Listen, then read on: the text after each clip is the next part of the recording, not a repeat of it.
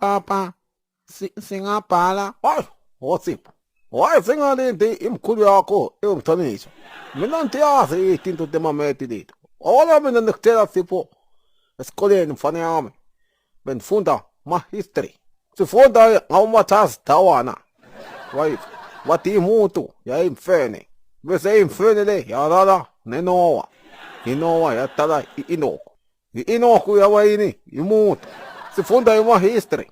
Bathi hiwani isokile iShaka-Zulu. Wathi Robert Mugabe. Hayi wameti antiyazi izinto le. Manje Noah bekayimfene kuma bekamuntu. Nokazi kanjani? Futhi ngathi ngizama ukuchazela mntana yami. Utawufeyila eTS masikoleni. Asiyakela indawo le nami anivisa isikhathi. Sifunde esikoleni. Ucabanga ukuthi waye sidom sihlala sidakiwe. Salimala kudala manje esikoleni. Ithini imbuzo yakho lapho? Sibhala ndoda nifuna khapha. Lena papa imaths leti asipho maths bathi ayihluphi. Idzinga i-reasoning kuphela. Ingakho bathi sicele umuntu lomdzala asibhalise. Oh, ikhona la endlini. Andikhumbuli niyibona. Nemi imama yakho ifihlile. Ini papa? I-reasoning kuphela le. Ngofeyila lana. Fala bhala la bona sikhathi ngifuna kuhamba uyofeliswa yini ngiyadiyadi le tinto. Alright.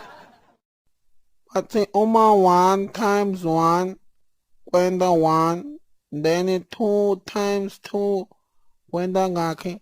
Wala buke. Uma i-1 times 1 kuyenza i-1 and then ima-2 times 2 kuyenza wathi cabanga fana neniyayazi le 2 yokucala mfana ikuma-past tense noma ikuma-past continuous present participle.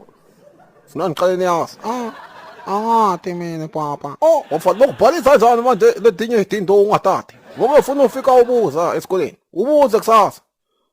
Man. Le homework bakunikele itolo kumbe bakunikele namuhla.